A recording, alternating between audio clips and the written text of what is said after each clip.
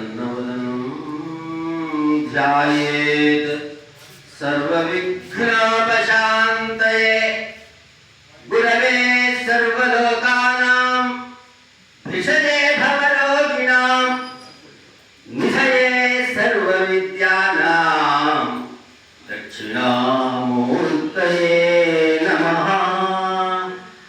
आनन्दमानन्दकरं प्रसन्नं ज्ञानस्वरूपं निजबोधयुक्तं योगीन्द्रमीड्यं भवरोगवैद्यं श्रीमद्गुरुं नित्यमहं नमामि। शान्ताकारं भुजगशयनं पद्मनाभं सुरेशं विश्वाधारं गगनसदृशं मेघवर्णं शुभांगं लक्ष्मीकान्तं कमलनयनं योगिवृद्ध्यानगम्यं वन्दे विष्णुं भवभयहरं सर्वलोकैकनाथं। ಎಲ್ಲರೂ ಹೇಳಿ, ಸತ್ಯನಾರಾಯಣಂ ದೇವಂ ವಂದೇಹಂ ಕಾಮದಂ ವಿಭುಂ ಲೀಲಯ ವಿತತಂ ವಿಶ್ವಂ ಯೇನ ತಸ್ಮೈ ನಮೋ ನಮಃ. ಒಮ್ಮೆ ಏನಾಯ್ತು ಅಂತ ಕೇಳಿದರೆ, ಘೋರ ರೂಪಿಯ ರಾಕ್ಷಸರು ಮಧ್ಯಲೋಕಕ್ಕೆ ಬಂದು ಶಿಷ್ಟರನ್ನು ಶಿಕ್ಷಿಸ್ತಾ ಇರ್ತಾರೆ. ನೈಮಿಷಾರಣ್ಯದಲ್ಲಿ ಒಂದು ದಿನ ಋಷಿಗಳೆಲ್ಲ ತಪಸ್ಸನ್ನು ಮಾಡ್ತಾ ಇರ್ತಕ್ಕಂಥ ಸಂದರ್ಭವಂತೆ ಆ ಘೋರಾರಣ್ಯಕ್ಕೆ ರಾಕ್ಷಸರ ಪ್ರವೇಶವಾಯಿತು. ಬಂದ ಆ ರಾಕ್ಷಸರು ಏನು ಮಾಡ್ತಾರೆ ಅಂತ ಕೇಳಿದರೆ, ಋಷಿಗಳ ತಪಸ್ಸನ್ನ ಭಂಗಗೊಳಿಸ್ತಾರೆ. ಭಯಭೀತರಾಗ್ತಾರೆ ಋಷಿಗಳೆಲ್ಲ. ಭಯಭೀತರಾದ ಋಷಿಗಳೆಲ್ಲ ಏನು ಮಾಡ್ತಾರೆ, ತಮ್ಮ ಭಯದ ನಿವಾರಣೆಗಾಗಿ ತಮ್ಮ ಗುರುಗಳ ಬಳಿಗೆ ಹೋಗ್ತಾರೆ. ಗುರುಗಳಾದ ಸೂತ ಪುರಾಣಿಕರ ಬಳಿಗೆ ಹೋಗಿ ಸಾಷ್ಟಾಂಗ ಪ್ರಣಾಮವನ್ನು ಮಾಡಿ, ಗುರುವೇ ನಮ್ಮನ್ನ ಕಾಪಾಡಬೇಕು ಅಂತ ವಿನಮ್ರವಾಗಿ ಪ್ರಾರ್ಥಿಸ್ತಾರಂತೆ. ಗುರುಗಳು ತಮ್ಮ ಶಿಷ್ಯರಿಗೆ ಅಭಯವನ್ನು ಕೊಡ್ತಾರೆ. ಸದ್ಯ ಮಧ್ಯಲೋಕದಲ್ಲಿ ರಾಕ್ಷಸರ ಉಪಟಳಗಳು ಜಾಸ್ತಿಯಾಗಿವೆ. ಎಲ್ಲೆಂದರಲ್ಲಿ ಅಧರ್ಮವು ತಾಂಡವಾಡ್ತಾ ಇದೆ.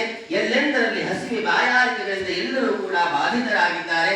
ನಮ್ಮನ್ನು ಕಾಪಾಡಬೇಕಯ್ಯ ಅಂತ ಆ ಶಿಷ್ಯರು ತಮ್ಮ ಗುರುಗಳ ಬಳಿ ವಿನಮ್ರವಾಗಿ ಪ್ರಾರ್ಥಿಸ್ತಾ ಇರ್ತಕ್ಕಂಥ ಸಂದರ್ಭ, ಗುರುಗಳು ತಮ್ಮ ಶಿಷ್ಯರಿಗೆ ಧೈರ್ಯವನ್ನು ಕೊಡ್ತಾರೆ.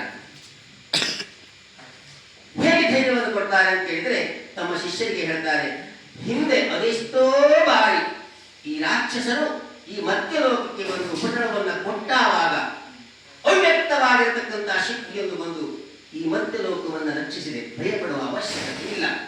ಈಗಲೂ ಕೂಡ ಆ ಅವ್ಯಕ್ತವಾಗಿರತಕ್ಕಂತಹ ಶಕ್ತಿ ನಮ್ಮನ್ನ ಕಾಪಾಡುತ್ತದೆ ಅಂತ ಹೇಳ್ತಾರೆ. ಅವರಿಗೆ ಅಭಯವನ್ನು ಕೊಡ್ತಾರೆ. ಹೇಗೆ ಅಂತ ಮತ್ತೆ ಪುನಃ ಪ್ರಶ್ನೆ ಮಾಡ್ತಾರೆ ಋಷಿಗಳು. ಆಗ ಗುರುಗಳು ಒಂದು ಕಥೆಯನ್ನು ಹೇಳ್ತಾರೆ.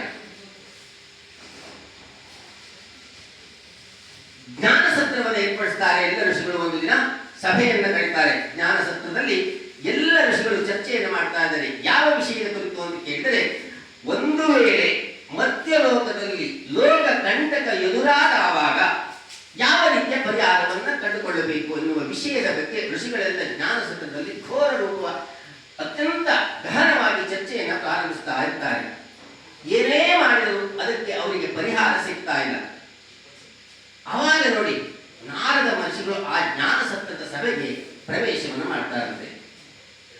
ಬಂದ ನಾರದರು ಆ ಸಭೆಗೆ ಒಂದು ಸೂಚನೆಯನ್ನು ಕೊಡ್ತಾರೆ. ಲೋಕ ಕಂಟಕ ಎದುರಾದವಾಗ ಲೋಕನಾಯಕನಾದ ಶ್ರೀಮನ್ನಾರಾಯಣನ ಒಬ್ಬನೇ ಇದನ್ನು ಕಾಪಾಡುವನು ಎನ್ನುವ ಸಲಹೆಯನ್ನು ಕೊಡ್ತಾರೆ ನಾರದರು. ಬಹಳ ಸಂತೋಷವಾಯಿತು ಋಷಿಗಳಿಗೆಲ್ಲ. ಹಾಗಿದ್ದರೆ ಸದ್ಯ ಈ ಮಧ್ಯಲೋಕದ ವಿಷಯವನ್ನ ವೈಕುಂಠ ಲೋಕವಾಸಿಯಾದ ಶ್ರೀಮನ್ನಾರಾಯಣನಿಗೆ ತಿಳಿಸುವವರು ಯಾರು ಎನ್ನುವ ಪ್ರಶ್ನೆ ಉದ್ಭವಿಸುತ್ತೆ. ಆಗ ಆ ಋಷಿಗಳೆಲ್ಲ ನಾರದರೆ ನೀವೇ ಹೋಗಿ ಬನ್ನಿ ಅಂತೆ ಆ ನಾರದರಿಗೆ ಪಟ್ಟವನ್ನು ಕಟ್ತಾರೆ. ಋಷಿಗಳ ಅಪ್ಪಣೆಯನ್ನು ಪಡೆದ ನಾರದ ಮಹರ್ಷಿಗಳು ನೇರವಾಗಿ ವೈಕುಂಠ ಲೋಕವನ್ನು ಪ್ರವೇಶ ಮಾಡ್ತಾರೆ. ಅವರು ಪ್ರವೇಶ ಮಾಡ್ತಾ ಇದ್ದಾರೆ. ಒಂದೊಂದೇ ಬಾಗಿಲುಗಳು ತೆಗೆದುಕೊಳ್ತಾ ಇದ್ದಾರೆ. 7 ಬಾಗಿಲುಗಳು ತೆಗೆದುಕೊಂಡಿದ್ದಾರೆ. 7ನೇ ಬಾಗಿಲನ್ನು ಪ್ರವೇಶ ಮಾಡ್ತಾ ಹೇಳ್ತಾರೆ ನಾರದ ಮಹರ್ಷಿಗಳು, ಅನತಿ ದೂರದಲ್ಲಿ ಆದಿಶೇಷಶಾಹಿಯಾಗಿ ಭಗವಂತ ಯೋಗ ನಿದ್ರೆಯಲ್ಲಿ ಮಲಗಿಕೊಂಡಿದ್ದ. ಬಂದಿರುವ ನಾರದರ ಕಂಡು ಭಗವಂತ ಮುಗುಳ್ನಗುತ್ತಾನಂತೆ. ಗೊತ್ತಾಯಿತು ನಾರದರಿಗೆ,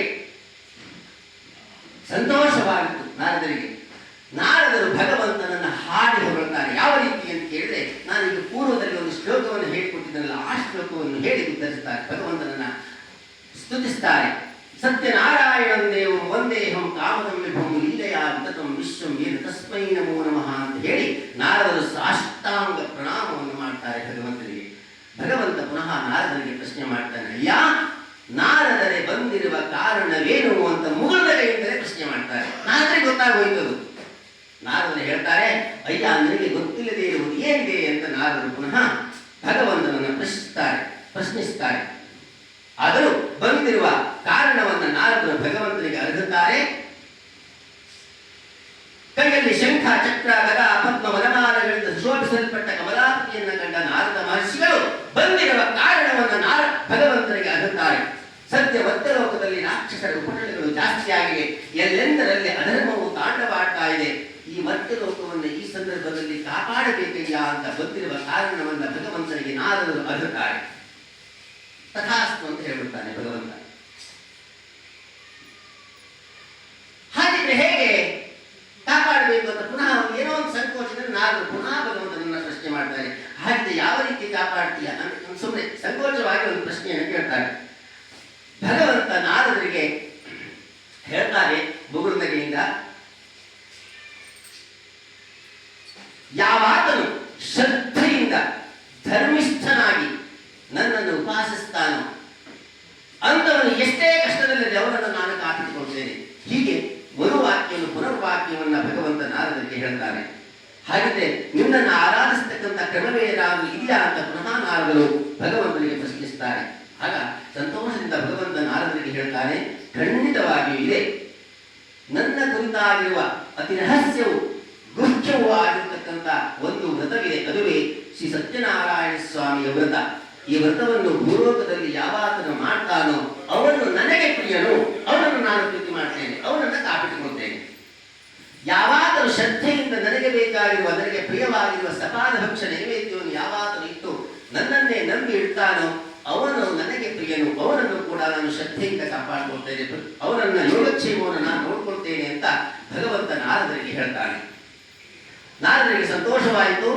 ಭಗವಂತನು ಉಪದೇಶಿಸಿದ ಶ್ರೀ ಸತ್ಯನಾರಾಯಣ ಸ್ವಾಮಿ ಈ ವ್ರತಕಥೆಯನ್ನ ನಾರದರು ಅತ್ಯಂತ ಸಂತೋಷದಿಂದ ಅದನ್ನ ಸ್ವೀಕರಿಸಿ ಭೂಲೋಕಕ್ಕೆ ಬರ್ತಾರೆ. ಭೂಲೋಕಕ್ಕೆ ಬಂದು ಈ ವ್ರತವನ್ನ ಪ್ರಚಾರವನ್ನು ಮಾಡ್ತಾರೆ ಎಂಬಲ್ಲಿಗೆ 1ನೇ ಅಧ್ಯಾಯ ಸಮಾಪ್ತಿಯಾಗುತ್ತೆ. ಸತ್ಯಾಸನ್ ಯಜಮಾನಸ್ಯ ಕಾಮ